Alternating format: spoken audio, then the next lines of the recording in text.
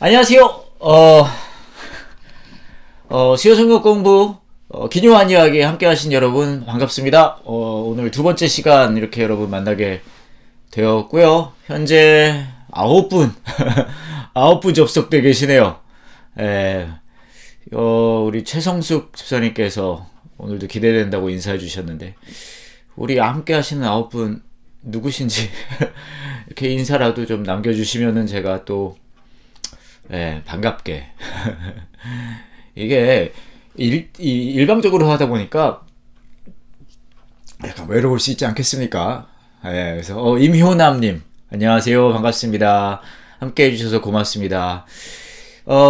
이 라이브로 함께 해주시는 분들도 많이 계시지만 녹화분으로도 많이 보시더라고요, 보니까. 그래서 지난주에 했던 게 지금 조회수가 거의 한 300회 정도 나오고 있는데, 그래서 뭐 늦게 또 합류해서 보시는 분들도 반갑고요. 그냥 한 식구라고 생각할게요. 한 식구. 그 유튜브 라방 하는 거 보면 이 시청자들에 대한 애칭을 붙여주면서 이렇게 사실 한 식구처럼 라방을 이렇게 식으로 이렇게 하잖아요. 그래서 여러분에게도 애칭을 하나. 우리 차차님 안녕하세요, 반갑습니다. 이진님 반갑습니다. 잘 오셨습니다. 훌륭하네요. 지난주에 저희가 이제 긴 요한 이야기 시작했고요. 다시 말씀드리지만, 오늘 함께 처음 보시는 분들을 위해서, 김요한 아닙니다. 김요한 아니고요. 긴 요한 이야기. 이것도 약간 줄인 건데, 긴 요한 복음 이야기를 줄여서 긴 요한 이야기로 하고 있고요. 그래서 요한복음 저희 이야기 할 건데 아주 길게 할 거예요. 길게. 그러니까 여러분, 지금 함께 해주시는 분들 의리 있게 끝까지 가주셔야 됩니다. 그리고 혹시나 주위 분들 있으시면은 이게 공유도 좀 해주시고, 추천도 좀 해주시고, 그렇게 해주시고요. 그리고 지난주에도 말씀드렸듯이, 제가 이제 몇 주 조금 더 여러분과 이 함께 공동체 채널로 함께 하다가 채널을 옮길 생각이에요. 너무 당황하지 마시고요. 제가 잘 안내를 해드릴 테니까. 근데 그것도 지금 제가 생각을 하고 있으니까 뭐 여러분들이 막 기억해야 될 일은 아니지만 그것 염두에 두시면은 감사하겠고요. 이응이응님 반갑습니다. 안녕하세요. 그리고 이지님이 늘 감사한 시간이라고 해주셨는데 저도 참 감사하고 같습니다. 여러분 만날 수 있어서. 그리고 H님이 안녕하세요, 반갑습니다. 그래서 저희가 이제 지난주에 이제 시작을 했고, 오늘 이제 그 두 번째 시간인데, 긴 요한 이야기로 말씀드렸잖아요. 그래서 아직 요한복음 들어가지 않습니다. 약간 뭐라 그럴까요? 뭐라 그러죠? 그 감질맛으로 아직 요한복음 들어가지 않고요. 지난주에 저희가 이제 성경 전체를 이런 식으로 보시면은 이제 이런 내용이다라고 제가 이제 말씀을 드렸고, 그 이야기를 저희가 지난주에 이제 했었어요. 그래서 쭉 했는데, 오늘은 그 지난주에 했던 이야기를 조금 더 디테일하게 하면서 그러면서 또 여러분들이 성경을 볼 수 있는 즐거움이 조금 더 배가 되고, 그리고 요한복음도 사실 그 맥락에서 크게 벗어나지 않거든요. 그래서 그 이야기를 이제 요한복음 하기 전에 지난주에 했던 이야기를 조금 더 디테일하게 또 세밀하게, 왜냐하면 이게 지난주 분량을 보신 분들도 있으시고 뭐 안 보신 분, 못 보신 분들도 있으시겠지만 이게 정말로 놀라워요, 진짜. 제가 이제 4가지로 좀 이따 이제 또 이게 적어 드리긴 할 텐데, 4가지로 성경에 대해 이제 요약할 수 있다. 요것만 반복된다라고 말씀드렸잖아요. 근데 그 안에 진짜 입체적으로 오묘하게 그게 레이어가 확 있는 거예요, 거기. 그래서 보면 볼수록 진짜 성경은 매력적인 책이다. 그런 말씀드릴 수 있겠고요. 어찌됐건 그 얘기는 좀 이제 시작할 텐데, 꿈님께서 또 인사해 주셨네요. 목사님 반갑습니다 해주셨는데, 안녕하세요, 반갑습니다. 잘 오셨습니다. 자, 그렇다면 본격적으로 시작을 해보도록 할 건데, 뭐 지난주에도 말씀드렸듯이 혹시나 난 이런 거 흥미롭네요, 뭐 이런 것도 되고요. 뭐 질문 그런 것도 상관없어요. 뭐 떠올리시는 거 있으면 이렇게 뭐 채팅창에 쳐주시면 제가 또 같이 이야기 나누고, 뭐 질문에 대한 답을 제가 다 가지고 있지는 않겠지만 뭐 제가 생각하는 것 정도는 말씀드릴 수는 있을 것 같아요. 어찌됐건 그러니까 좀 여러분도 가벼운 마음으로 또 이렇게 열린 마음으로 함께 해주시면 감사하겠습니다. 지난주 이야기부터 좀 시작하면, 사실 지난주 이야기가 아니라 매주 이야기를 할 거예요. 매주. 그것도 긴 요한 이야기니까 길게 하겠죠. 예, 그리고 뭐 저번에도 말씀드렸듯이 제가 이제 뭐 설교를 하거나 뭘 할 때 맨날 사실 이 얘기만 하고, 왜냐하면 제가 다 계속 말씀드렸듯이 성경은 이 이야기만 가지고 하고 있다고 보여지거든요. 그래서 지난주 했던 이야기, 앞으로 우리가 할 얘기 다시 한번 또 이제 한번 시작을 해보도록 하겠습니다. 첫 번째 뭐라 그랬죠, 제가? 글씨 잘 보이나요? 오케이. 첫 번째, 하나님은 우리한테 나는 주권자야, 이렇게 말씀하시죠. 나는 주권자야, 이렇게 말씀하십니다. 그 다음에 두 번째로 뭐라 그러시죠? 너는 받아들이고 싶지 않을 거야. 쉽지 않아. 그죠? 넌 받아들이고 싶지 않아. 그 다음에 세 번째는 그래도 나는 널 포기 안 해. 그 다음에 네 번째로 뭐라 그랬죠? 그러니 믿어줘. 이것의 반복이라고 제가 말씀드렸습니다. 어디를 봐도 이 얘기예요. 진짜로. 어디를 봐도 이 얘기고요. 그리고 뭐 말씀을 묵상하실 때 여러 가지 방식으로 말씀을 묵상하실 수 있겠지만, 저는 이 부분, 이 흐름만은 절대 놓쳐서는 안 된다고 생각합니다. 왜냐하면 어디를 봐도 요 얘기를 하시고 싶으신 거거든요. 그래서 제가 지난주에도 좀 예를 들었지만, 나는 주권자야. 왜? 창세기 시작부터 그런 거예요. 내가 주권자야. 보시기 좋았더라. 내가 좋다고 판단했어. 주권자라는 거예요. 그죠? 선악과 내가 주권자야. 그 얘기를 하는 거고요. 그렇죠? 근데 너는 받아들이고 싶지 않아. 받아들이고 싶어 하지 않는 거예요. 뭐 그래서 선악과 따먹고 막 그런 일이 벌어지죠. 그 다음에 뭐 가인과 아벨 이야기도 제가 했었고요. 아브라함 얘기도 마찬가지고요. 아브라함의 그 삶 속에서 아들을 주겠다. 그게 핵심이 아니에요. 하나님이 하고 싶은 얘기는 아브라함에게 내가 주권자야라는 얘기를 하시는 거예요. 근데 그 상황 속에서 바로 아들을 주지 않는단 말이에요. 왜냐하면 아들을 주는 게 본질이 아니라 아들을 통해서 하나님께서 주권자 되신다는 것을 아브라함이 경험하기를 원하셨던 거거든요. 무슨 말씀인지 아시겠어요? 야곱의 삶도 마찬가지고 요셉, 뭐 이 얘기 저희가 좀 이따 뭐 계속 할 거지만, 그러니까 하나님이 나는 주권자야라는 이야기를 곳곳에 하세요. 이스라엘 백성들을 끄집어낼 때도 마찬가지였죠. 그렇죠? 광야에서도 그러셨고 10가지 재앙에서도 마찬가지셨고요. 그렇죠? 모세의 삶에서도 마찬가지였어요. 예. 그거 알죠. 사울, 다윗, 그 위에 왕들, 뭐 예언서, 그 다음에 예수님이 오신 거 이제 저희가 이제 요한복음 하겠지만요. 그 다음에 이어지는 사도행전, 그 다음에 여러 서신서 전부 똑같은 얘기입니다. 하나님이 주권자야. 근데 너는 받아들이고 싶지 않을 거야. 이 얘기를 하는 거예요.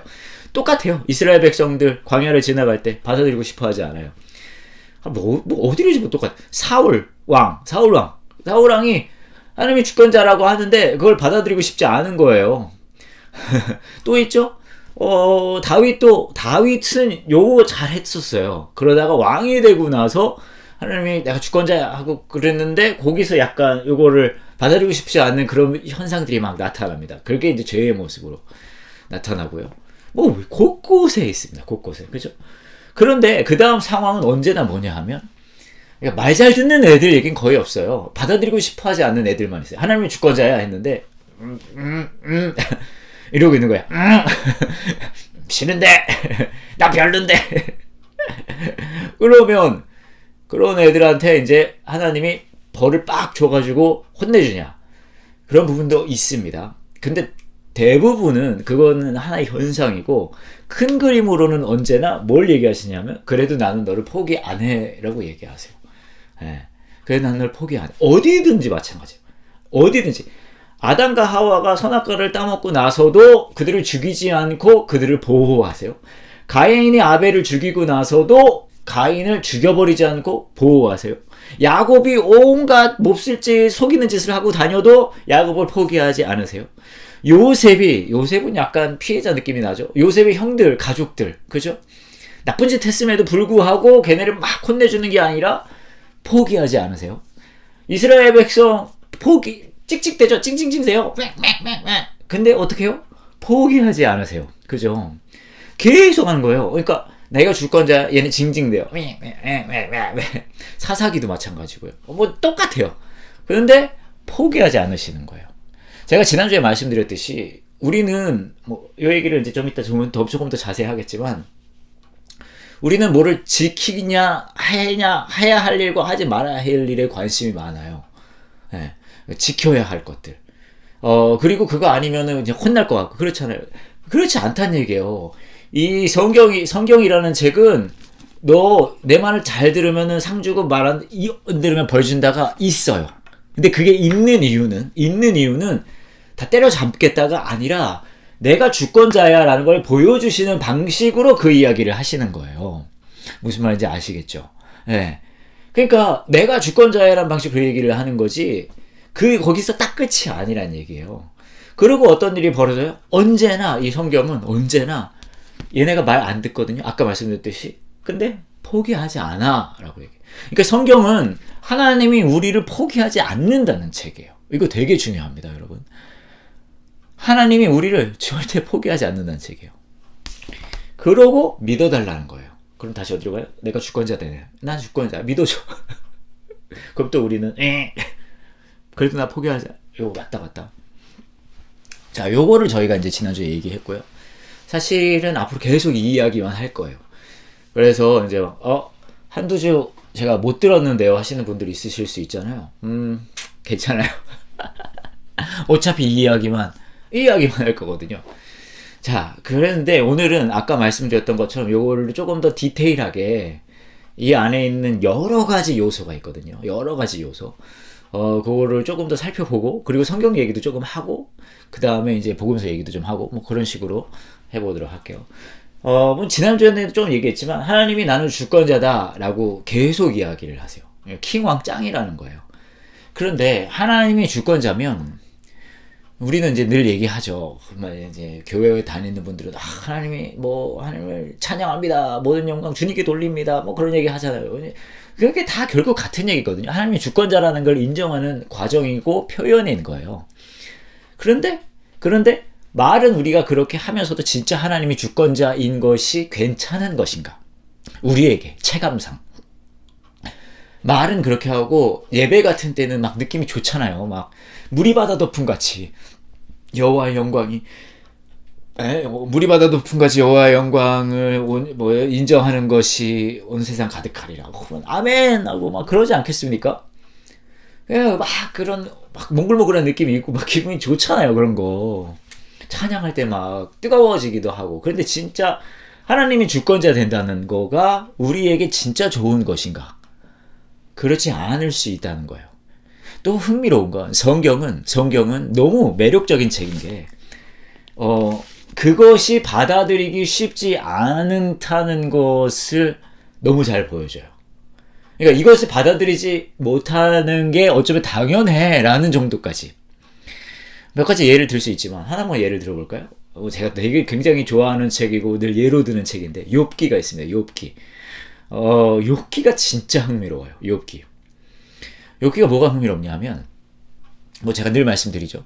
하나님이 욥이 굉장히 괜찮은 사람들, 소문날 정도로 괜찮은. 아마 오늘 현재 20분 접속돼 계시고 아마 많은 분들이 또 이후에 이거를 이제 영상으로 보시겠지만 이 영상을 보시는 여러분보다 욥이 훨씬 괜찮은 사람일 거예요. 그죠? 근데 욥이 막 의로운 걸로 소문난 사람이었단 말이에요. 그런데 그런 욥에게 하나님이 여러분 잘 아시겠지만 이제 이렇게 그 반상회라고 해야 되나? 침묵회 같은 걸 하는 거예요. 거기 이제 사탄도 왔어요. 거기서 이제 욥을 자랑합니다. 먼저 자랑해요. 욥 얘기를 먼저 꺼내는 거예요. 야, 너 욥 얘기 들어봤니? 그러니까 사탄이 그거야. 하나님이 걔 뒤 봐주니까 그렇죠. 그러니까 아니야, 상관없어. 그렇게 2번 욥이 털립니다. 완전 털려요. 네, 완전 털린단 말이에요. 근데 그 이야기는요, 사실 욥기의 앞에 2장이면 끝이 나요. 그 이후에 어마어마하게 많은 장수를 욥이 뭘 하냐? 따져요. 그러니까 욥기 같은 경우는 저희가 은혜 받기가 어려운 책인 거예요. 무슨 말씀인지 아시겠어요? 왜냐하면 이 욥기 자체를 아무리 봐도 이게 뭐예요? 솔직히 욥이 조금 안 된 거죠. 우리 약간 부당하다고 생각하잖아요. 이거를 보면서 하나님께 영광을 돌리고 하나님 이러지 않는단 말이에요. 쭉 보면 그냥 이건 부당한데 이건 이해하기가 조금 어려운데 이건 왜냐하면 많은 부분을 욥이 따지는 거거든요. 하나님한테. 하나님 내가 뭘 잘못했냐. 그럼 친구들이 와서 네가 뭔가 잘못했을 거다. 뭐 이러면서 쫙 흘러가는 거예요.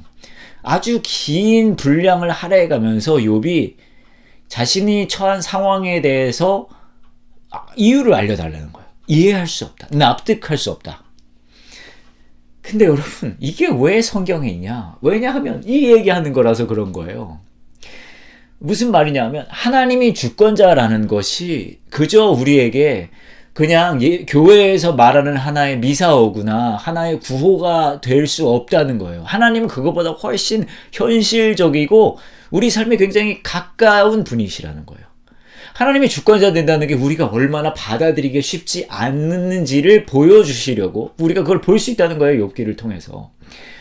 하나님이 왜 욥은 끝까지 왜 그러니까 침묵회에서 일어나는 일, 사탄한테 자랑하는 거 그거 몰라요. 하나님이 끝까지 그 이유를 알려주지 않아요. 왠 줄 아십니까? 이거거든요. 나는 주권자야. 네가 그거 이해할 수 없어. 그 얘기하는 거예요. 그래서 마지막에 하나님이 나타났을 때도 뭐라 그래요? 내가 하나님인데? 그게 끝이에요. 이유 설명해 주지 않아요. 무슨 말입니까?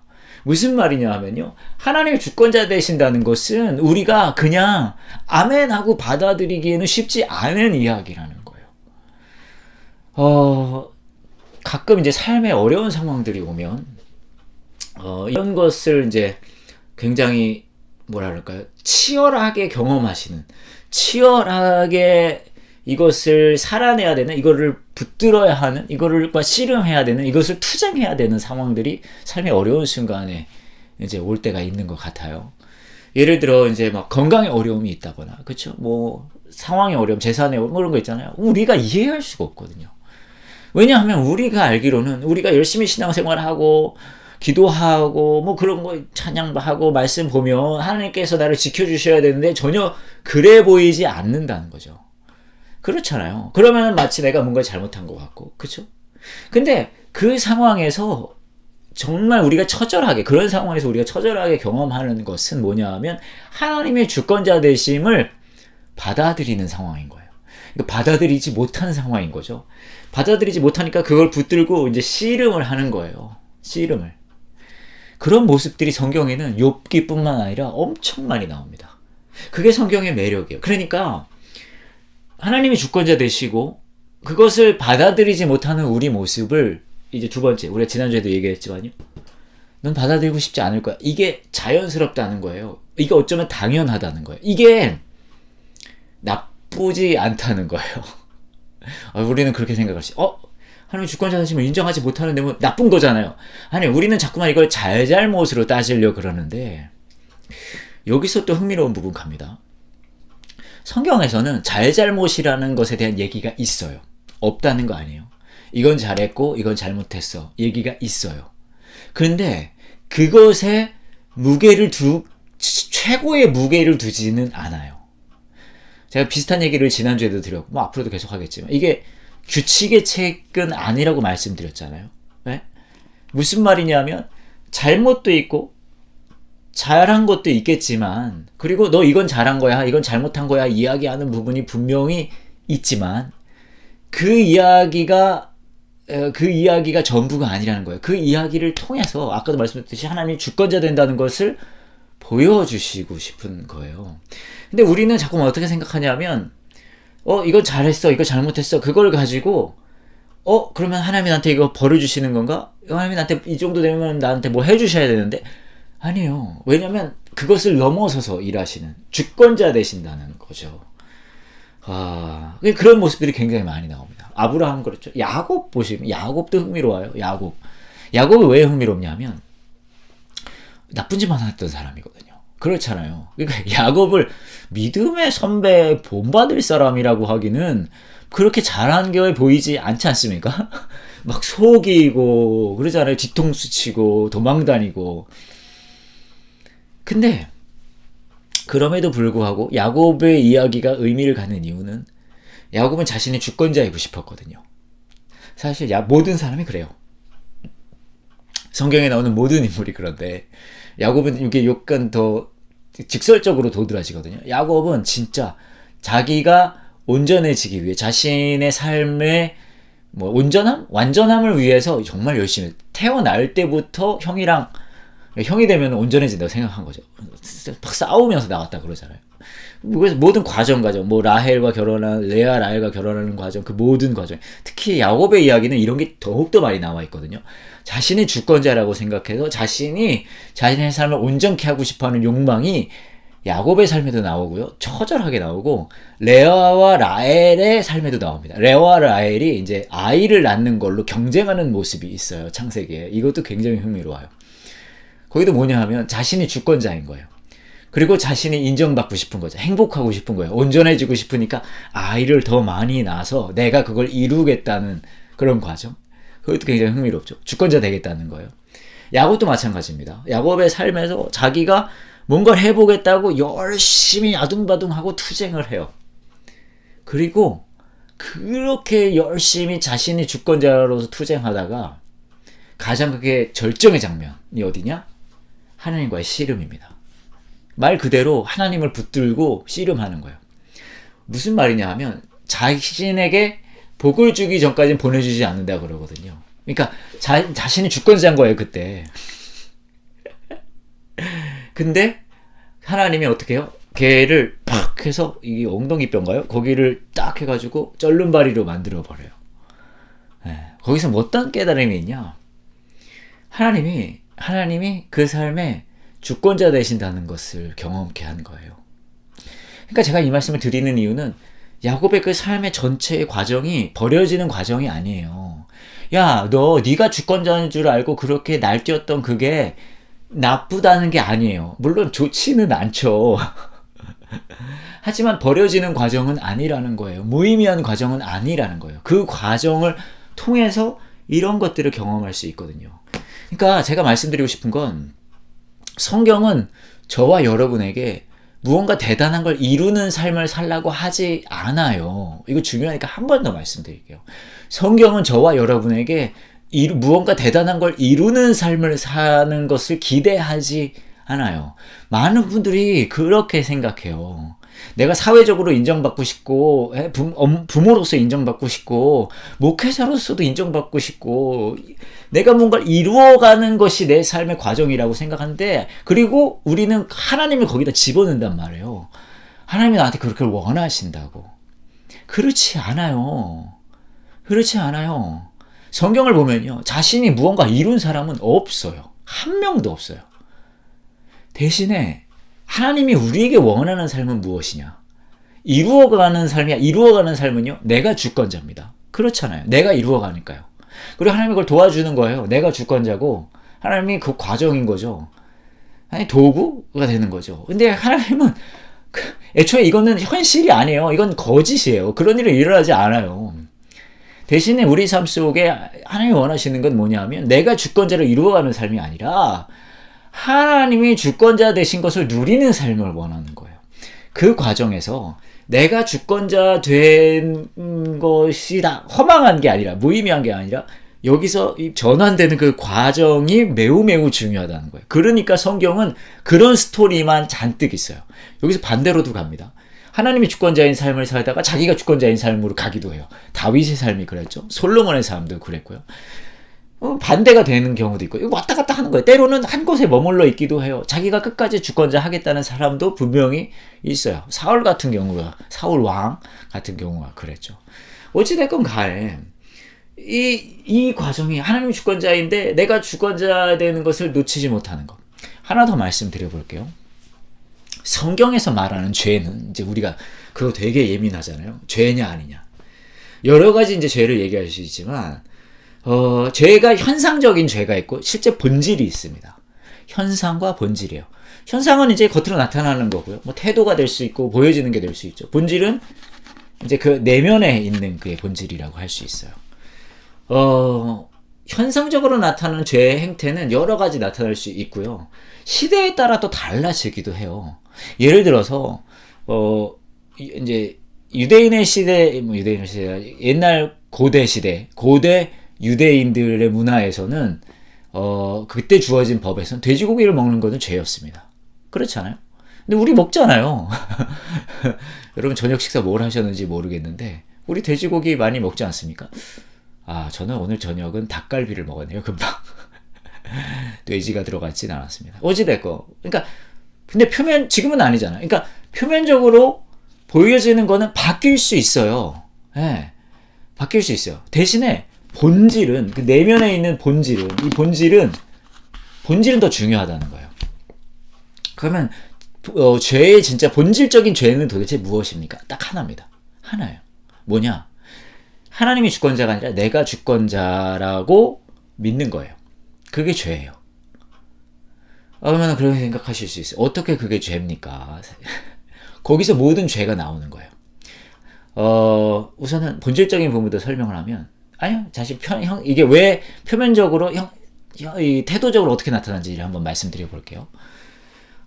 제가 이제, 거짓말을 한다고 쳐보죠. 거짓말은 나쁜 거잖아요. 그죠? 거짓말은 죄라고 얘기할 수 있죠. 정직하지 못한 거니까. 근데 거짓말을 할 때 도대체 나는 거짓말을 왜 할까? 그런 걸 생각해 볼 수 있어요. 거짓말을 도대체 나는 왜? 거짓말도 나쁘지만 왜 하는지가 더 중요하니까요. 가끔 교회 어떤 분들이 이제 저한테 우리 선임 목사님 기도를 영성의 목회자 기도 정말 많이 하시겠어요. 하루에 얼마나 하세요? 라고 물어볼 때가 있을 수 있잖아요. 사실 요즘은 많이 안 물어보시는 것 같아요. 이제 저한테 기대가 별로 없으신 것 같아서. 참고로 내일이 수능이죠. 혹시나 수험생 자녀분들을 둔 우리 부모님들이 계시다면, 혹시나 이거 보고 계시다면 이제 기도하고 있습니다. 혹시나 수험생 자녀분들 이거 자녀들이 원치 않을 수도 있지만 여기다 있으시다면 이름이라도 좀 해주시면 이따가 기도할 때 그 기도도 같이 해보도록 하겠습니다. 다시 돌아와서 얼마나 기도 얼마나 하세요? 그러면은 제가 이렇게 얘기한단 말이죠. 저는 눈 뜰 때부터 잠 들 때까지 기도한다고 볼 수 있습니다. 기도는 호흡이니까요. 일어나서 밥 먹으면서 기도하고요, 걸으면서 기도하고요, 운전하면서 기도하고 들숨날숨으로 기도합니다. 이렇게 얘기를 한다는 거죠. 왜 그렇게 얘기할까요? 왜 제가 솔직히 하루에 6분 정도 기도합니다 라고 말을 못할까요? 왜냐하면 그 순간에 내가 주권자인 거예요. 무슨 말이냐 하면 내가 내 삶에 책임을 지는 사람이고 내 자존감을 지켜야 되는 사람이고 더 나아가서 내 삶에 내가 주인인 거예요. 그러니까 그것이 침범받는 것을 내가 원치 않는 거예요. 내가 주권자 되는 게 사실은 거기 핵심이죠. 내가 자존심 상하는 거 원치 않는 거예요. 또 얘기해보면 왜 우리가 이제 욕심을 부립니까? 마찬가지예요. 하나님이 주권자가 아니라 내가 주권자 되는 거예요. 내가 주권자가 돼서 내 삶을 어떻게 만들어 나가고 싶은데, 이렇게 어떤 방식으로 어떤 방향으로 이렇게 진행하고 싶은데, 내가 주권자로 그거 하려니까 어떤 것들이 욕심이 나는 거예요. 그걸 더 갖고 싶은 거예요. 질투, 그것도 죄죠. 그죠? 누구 시기하는 거. 왜 시기합니까? 왜냐하면 내가 주권자라서 그런 거예요. 내가 뒤처지는 것을 내가 용납할 수가 없는 거예요. 내가 주권자인 거예요. 그리고 또 뭐가 있죠? 또 여러 가지 죄, 시기도 있을 수 있고, 여러 가지 있잖아요. 욕망의 죄. 다 똑같아요. 결국 내가 주권자인 거예요. 그러니까 성경에서 말하는 죄는 여러 가지 표면적인 거, 태도적인 죄도 이야기하지만, 언제나 본질은 너가 주권자라고 생각하잖아 라고 하는 데서 모든 게 나오는 거예요. 그래서 이런 표현 해볼까요? 우리 교회에 제가 이런 얘기 자주 하긴 하지만 교회 시험 들었다는 표현이 있습니다. 시험 들었다. 들어보셨을까요? 좀 다니셨던 분들은. 시험 들었다는 게 무슨 말입니까? 한동안 교회 안 나오고 있다는 거죠. 이게 무슨 말이에요? 삐졌다는 거예요. 최 집사님 시험 드셨나 봐요. 삐졌어요, 최 집사님. 왜 삐졌습니까? 왜냐하면 내가 주권자가 돼서 그래요.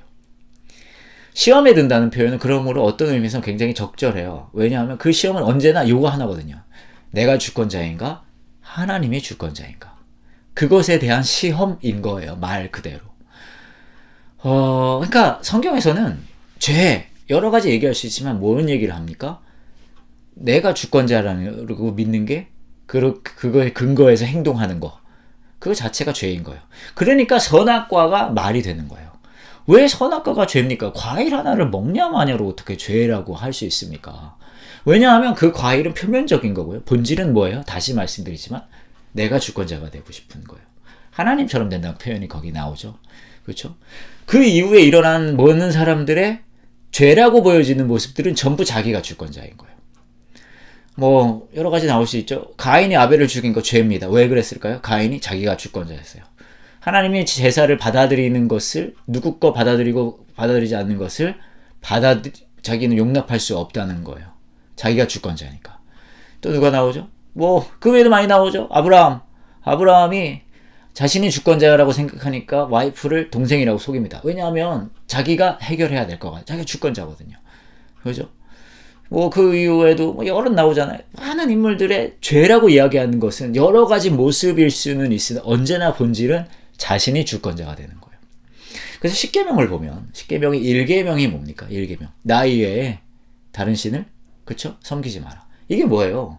이거 보면 여러 신들이 있는데 이 신을 섬기는 게 잘못됐다. 이런 느낌이 아니라 그 안에 뭐가 있냐면 하나님은 어차피 다른 신하고 또이또이가 될 수 없어요. 그러니까 다른 신을 섬기지 말라는 건 신을 선택하는 과정에서 네가 주권자 되려는 거야 라는 얘기예요. 무슨 말씀인지 아시겠어요? 다시 말씀드릴게요. 신을 선택하는 과정에 내가 내 입맛에 맞는 신을 선택하는 거예요. 요거 약간 다음 차원이긴 한데 약간 좀 더 깊게 가는 거긴 한데 그 다음 거가 약간 설명을 더 잘 해줍니다. 2계명이 뭐예요? 2계명. 2계명은 이렇게 뭐예요? 이렇게 만들지 말라는 거예요. 신의 모습을. 그렇잖아요. 왜 그럴까요? 만들어낸다는 건 내가 주권자라는 거거든요. 2계명이 1계명을 도와주는 게 하나님의 특징은 요것도 그 다음 뭐 이건 흥미로우니까 그거까지 얘기해보죠. 하나님의 특징은 하나님은 마음대로 할 수가 없어요. 이게 하나님의 매력이자 굉장히 어려움이에요. 모세를 하나님이 처음 만났을 때 덤불 불은 붙었으나 타지 않는 그죠? 무슨 나무라 그러죠? 어찌됐건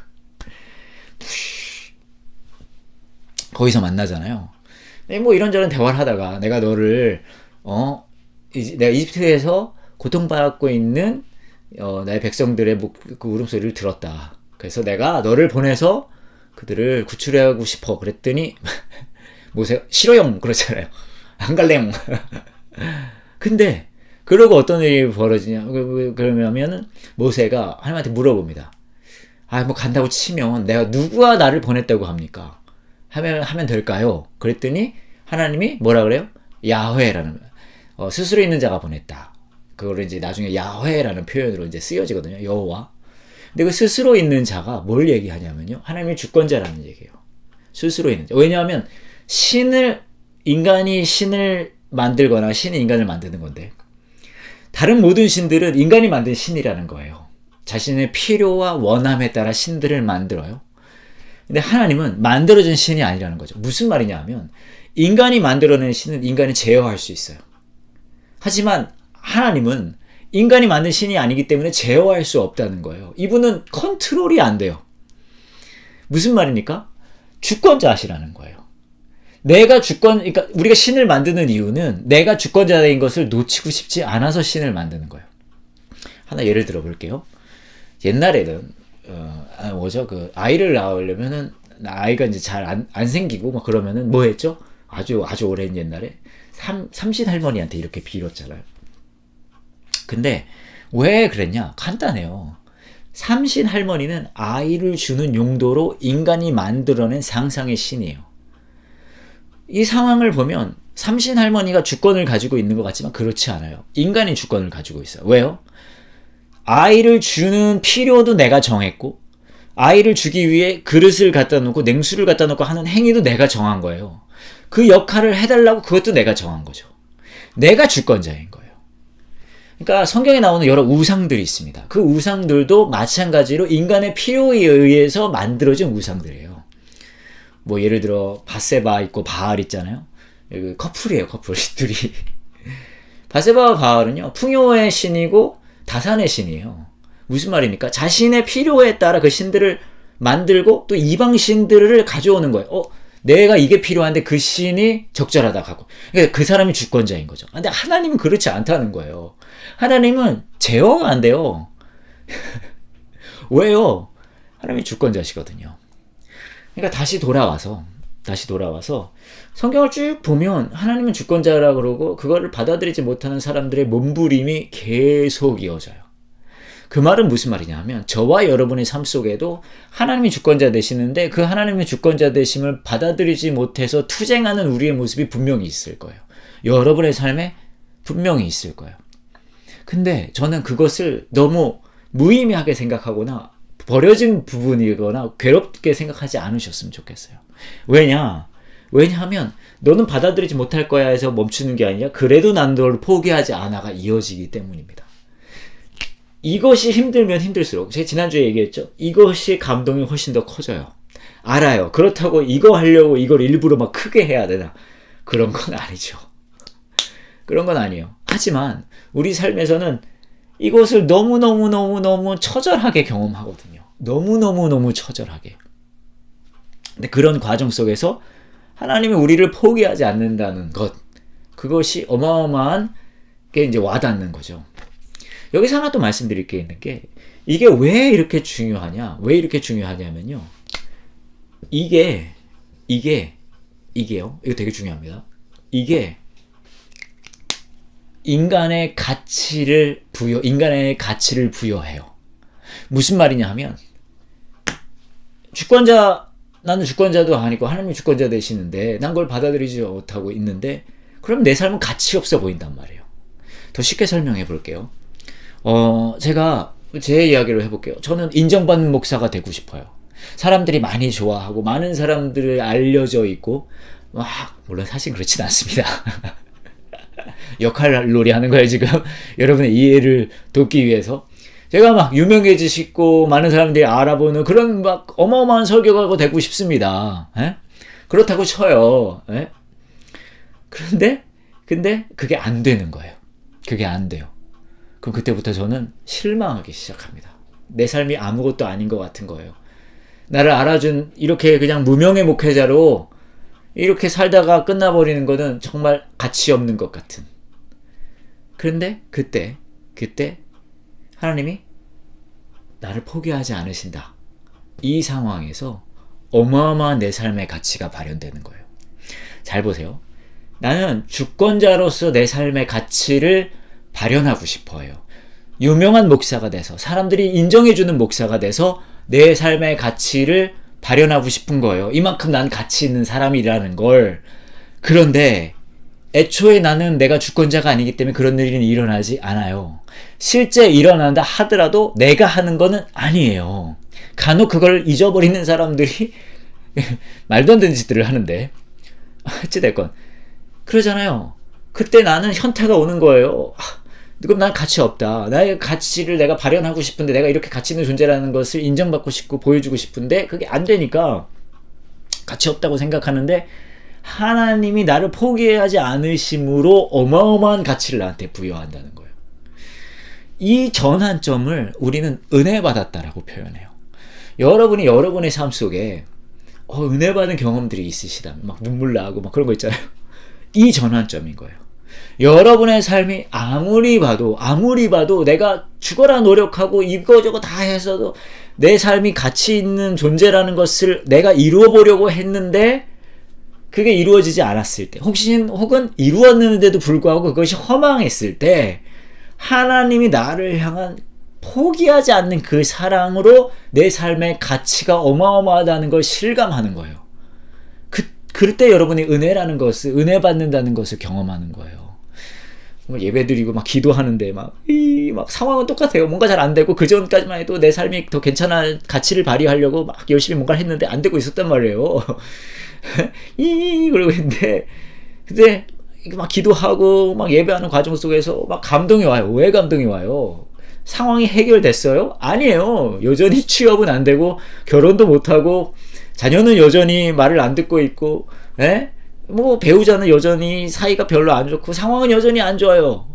근데 그 상황에 은혜라는 것을 경험해요. 왜요? 왜냐하면 내가 주권자 돼서 내 가치를 열심히 내 스스로에게 부여하려는 상황이 안 됐음에도 불구하고 주권자 되신 하나님이 나를 포기하지 않는다는 것이 나에게 어마어마한 가치 부여가 된다는 거예요. 이것이 이루어졌을 때 평안을 경험하는 거예요. 기쁨을 경험하는 거예요. 그런 노래 있잖아. 내게 강 같은 평화, 내게 샘물 같은 기쁨. 또 뭐죠? 가사가 샘물 같은 기쁨 넘치네 할렐루야. 이게 왜 일어납니까? 왜냐하면 이거에서 일어나는 거예요. 이거에서. 그러니까 여러분 잘 보세요. 이게 죄고요. 이게 구원을 경험하는 거예요. 이게 죄예요. 이게 구원을 경험하는 거예요. 여기서 또 흥미로운 거 하나 더 말씀드릴게요. 이거 사실 할 얘기가 너무너무 많은데 뭐가 있냐면 나는 너를 포기하지 않아라는 이 부분에 하나님은 우리의 상상을 넘어서는 나의 주권자됨을 넘어서의 주권자되심의 상상을 넘어서는 과정들로 언제나 이 일을 이루세요. 예를 들어서 요셉 얘기를 한번 해볼게요. 요셉 얘기 다 아시죠? 요셉 팔려가고 형들 막 하고 가뭄 일어나니까 막 가서 베냐민을 데려다가 인질로 잡았다가 유다가 날 데려가세요 막 이런 아시죠? 근데 이게 흥미로운 지점은요. 이 요셉의 이야기의 끝을 보면 요셉의 이야기 그 스토리 자체는요. 시작할 때는 모두 자기가 주권자였어요. 야곱이 이제 아버지죠. 이 스토리에서는 야곱은 야곱대로 자기가 주권자고요. 왜냐하면 그 아들을 통해 자기가 기쁨을 얻으려는 거예요. 그러니까 요셉을 굉장히 이뻐하죠. 그리고 요셉을 이뻐했던 이유 중에 하나는 라헬에 대한 사랑이 아시죠? 있었어요. 그러니까 자신이 주권자 된 거예요. 자신의 틀 안에서 자신의 가치를 막 누리고 있었던 거예요. 야곱은. 요셉도 마찬가지죠. 아버지한테 사랑을 받는다는 그 자신의 주권자됨 속에서 기쁨을 누리고 있었어요. 형들은 형들 나름대로 이제 형들은 기쁨을 누리지 못하고 있었죠. 왜요?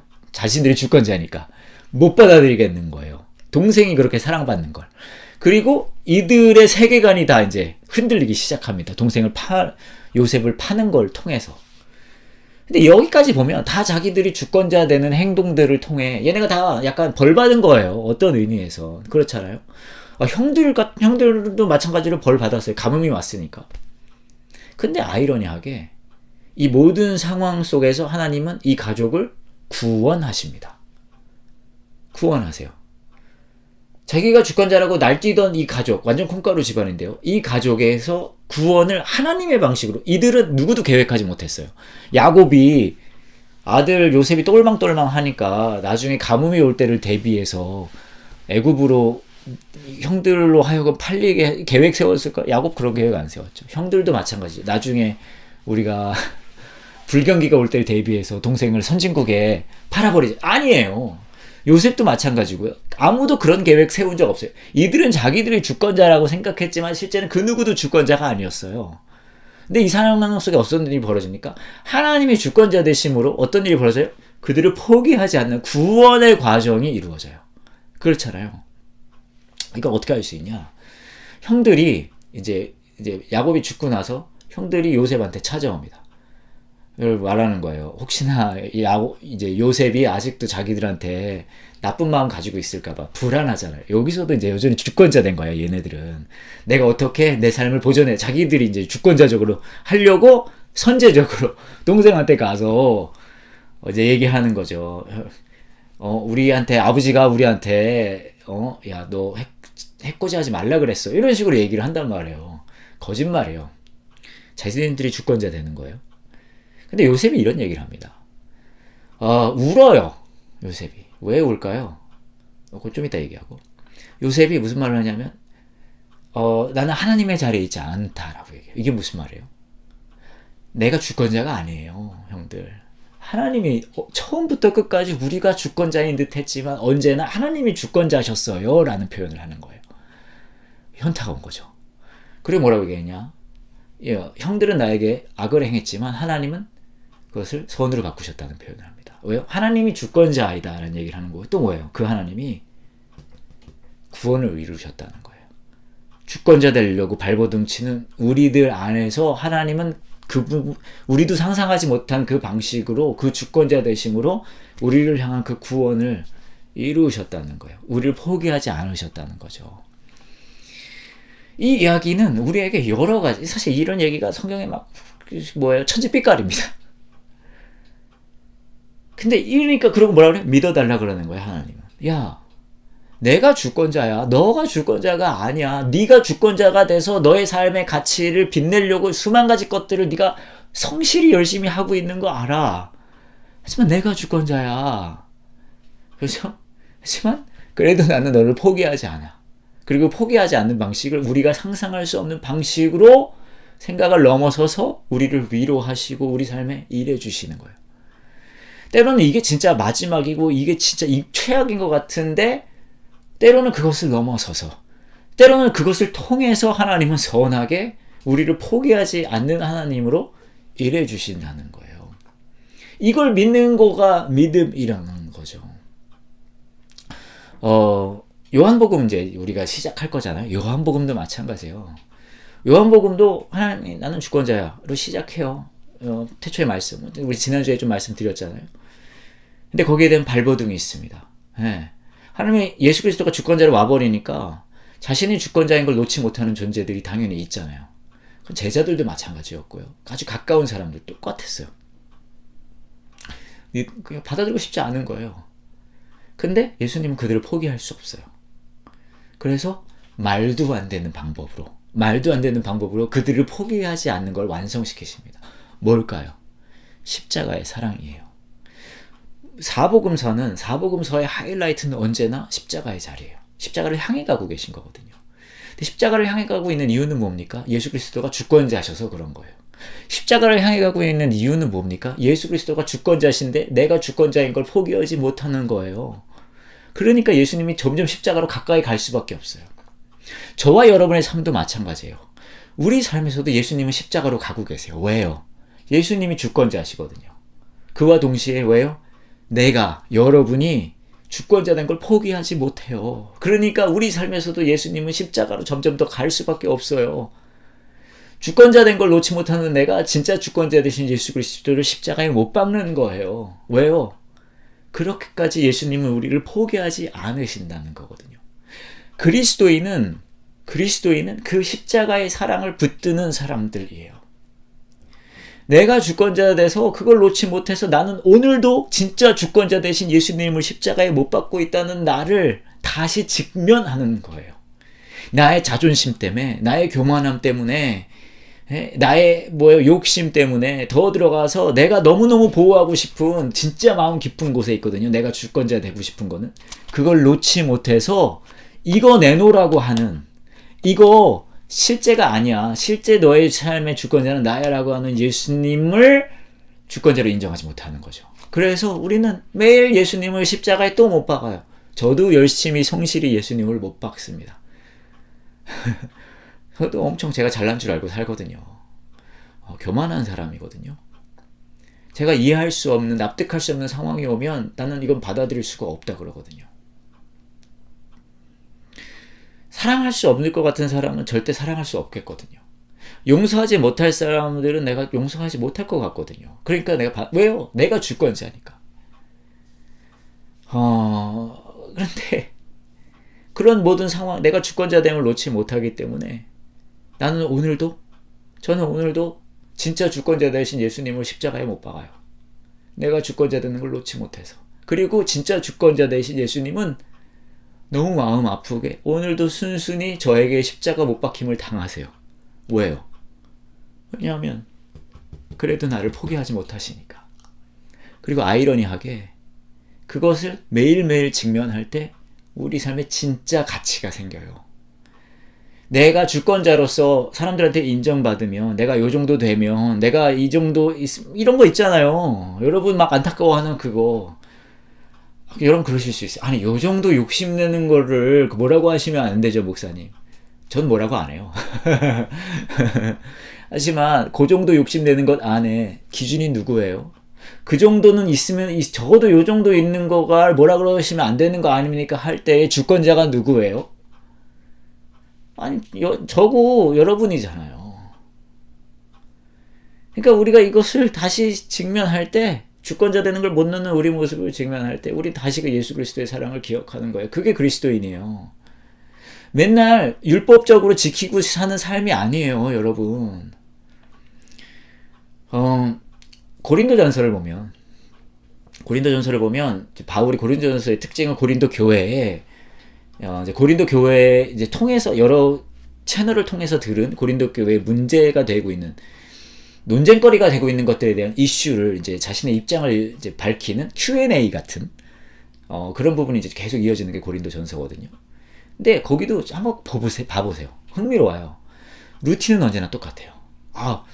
우상에게 바친 고기를 먹는 게 좋습니까? 먹어야 됩니까? 안 먹어야? 먹는 거 죄 아닙니까? 뭐 이런 얘기에서부터 뭐 예배 드릴 때 여성들은 이거 베일을 해야 됩니까? 뭐 그런 얘기, 뭐 여러 가지 얘기들, 성찬의 음식을 미리 먹는 거, 이거 옳고 그른 걸 딱 정해달라는 거예요. 그게 이제 그 질문들이었거든요. 그런데 바울은 거기서 뭐라고 언제나 쓰냐면, 한번 가서 보세요. 야, 그런 표면적으로 드러나는 거, 그것도 중요하긴 한데, 우리가 왜 그 표면적인 거에 의미 부여를 해야 하는 그 본질을 생각해봐. 라면서 언제나 십자가의 사랑, 복음, 주권자 되신 하나님, 그리고 주권자 되려는 나를 끝까지 사랑하신 그 예수 그리스도의 은혜에 대한 얘기를 계속하는 거예요. 고린도전서를 보면은 결국은, 그리고 뭐런 얘기를 하냐면, 이게 옳고 그르고의 문제보다는 어느 게 더 유익한지 그걸 한번 네가 봤으면 좋겠다라고 얘기해요. 겉면으로 보여지는 지켜야 될 거 지키지, 그건 중요하지 않아요.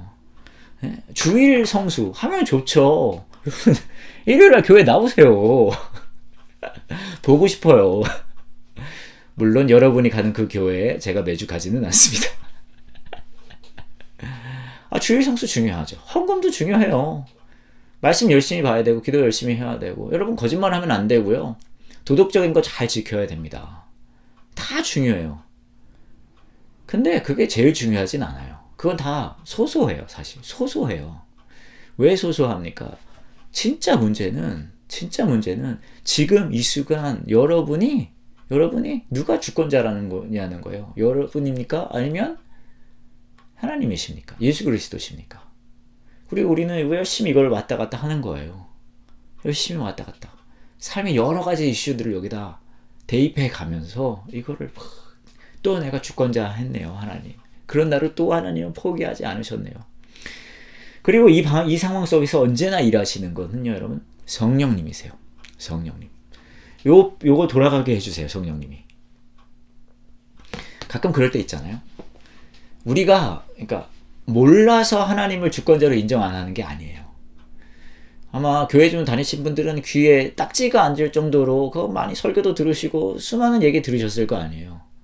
몰라서 하나님을 주권자로 인정하지 않는 게 아니에요. 우리 안에 내가 말씀드렸듯이 내가 주권자됨을 놓지 못하는 거예요. 근데 언제 그게 이루어지냐? 성령님의 도우심이에요. 성령님의 도우심. 그럴 때 있잖아요. 갑자기 현타가 팍 와요. 내가 또 주권자구나. 이걸 내가 놓지 못해서 빡 오잖아요. 성령님이. 저는 이 과정 속에서 그러면 목사님 제가 할 일은 무엇입니까? 특별히 할 일 없어요. 말씀을 또 많이 볼까요? 뭐 도움은 되겠죠. 기도를 더 열심히 할까요? 그것도 도움 될 거예요. 우리 수요 성경 공부를 열심히 보면 됩니까? 그건 맞아요. 이거 지금 보기 시작하셨으면 이거 저랑 끝까지 가셔야 되는 거예요. 아니에요. 뭐냐 하면 이거예요. 성령님 도와주세요. 성경도 잘 보면 너가 해내라는 얘기가 없어요. 뭔 얘기를 하냐 하면 하나님과 친하게 지내잖아요. 친밀함. 하나님과의 친밀함. 하나님과의 친밀함은 신약 성경에서는 더 도드라지게 나오죠. 뭐예요? 성령님과 함께함이에요. 성령님과 친해지는 거예요. 그게 다예요. 도덕적으로 어떻게 삽니까? 성령님과 친해지면 내 삶의 주권자됨, 내가 주권자 되면서 하나님 주권자 되심을 실감하는 일이 벌어집니다. 성령님이 그런 일을 하시거든요. 그럼 당연히 따라서 뭐가 오냐면 내 삶에 내가 주권자가 아니고 하나님께서 주권자 되시는 걸 실감하는 과정 속에 당연히 내 삶에 선한 일들이 일어나게 돼 있어요. 선한 일들이 일어날 수밖에 없거든요. 네. 근데 내가 이것을 안 하고 성령님의 도우심을 구하지 않고 성령님과의 친밀함이 아니라 내가 이 선한 일을 하겠다고 하면 여전히 주권자는 선한 일로 보여줄 수 있을지 몰라도 주권자는 나인 거예요. 무슨 말인지 아시겠어요? 그러면 이건 우상숭배가 됩니다. 뭐가 우상숭배가 돼요? 내가 이렇게 어떻게 보이는 모습이 우상이 되고 내가 내 스스로를 보는 내 자아의 모습이 우상이 되고 그러니까 성경 무슨 얘기를 하냐 하면 하나님과 가까운 삶, 성령님과 친밀한 삶, 성령 도와주 이것만 하면 돼요. 진짜로 성령 도와주세요. 저를 인도해 주세요. 저 오늘도 성령님과 친하게 지낼 수 있게 도와주세요.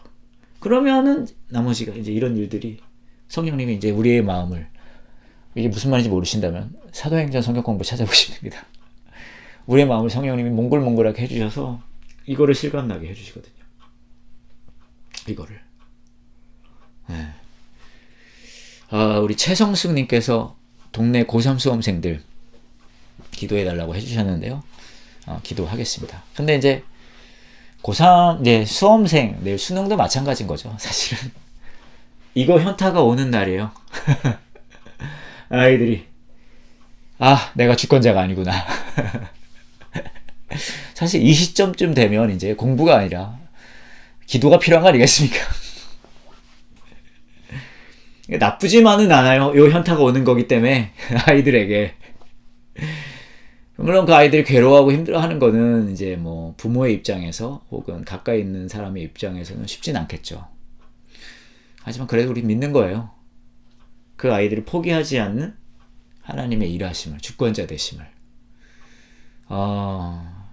수능 시험뿐이겠습니까? 우리 삶의 모든 부분이 그렇지. 그래서 이제 요런 이야기 저희가 계속 할 거란 말씀드리고 이제 다음 주에는 진짜 요한복음을 한번 요 토대로 본격적으로 이제 시작을 해 보도록 하겠습니다. 오늘은 여기까지 하도록 할게요. 그리고요 제가 기도할 텐데요. 우리 친구들 주소연, 주정연, 소연이, 정연이, 성연이, 지연이 위해서도 기도하겠습니다. 같이 기도할게요. 하나님, 우리 삶 속에 내가 주권자 되고 싶은 것을 놓지 못하는 우리의 모습이 있습니다. 하나님께서는 끊임없이 계속해서 우리에게 말씀하시죠. 네가 주권자가 아니라 내가 주권자야라고요. 근데 그럼에도 불구하고 우리가 내 주권자들을 놓기가 어렵습니다. 성령님 도와주세요. 성령님 우리를 겸손케 해주시고 성령님 우리의 마음을 몽글몽글하게 해주셔서 그럼에도 불구하고 우리를 포기하지 않는 그 하나님의 놀라운 사랑을 기억하고 저희가 하나님의 주권자 되심을 신뢰할 수 있게 그 과정이 있기를 원합니다. 특별히 내일 수능입니다. 여러 수험생들 있는데 그들의 마음을 지켜주시고요. 먼저 그리고 이 수능이 이들의 삶의 가치를 정해주지 않는다는 거 이들이 기억할 수 있게 도와주세요. 특별히 소연이, 정연이, 성연이, 지은이 우리 최성숙 집사님께서 동네 수험생 친구들 얘기해 주셨는데 이 친구들이랑도 함께 해 주셔서 그들의 삶 속에 내가 다 이루어가야 한 것 같은 이 세상 속에서 하나님의 주권자 되심을 붙들 수 있는 하나님의 그 선하심과 일하심을 경험할 수 있는 이 친구들 될 수 있게 또 하나님 함께 해주시기를 원합니다. 감사합니다. 예수님의 이름으로 기도합니다. 아멘. 여러분 함께 해주셔서 감사했습니다. 고맙습니다. 오늘은 여기까지 할게요. 다음 주에 그러면 또 온라인으로 뵙도록 하겠습니다. 고맙습니다.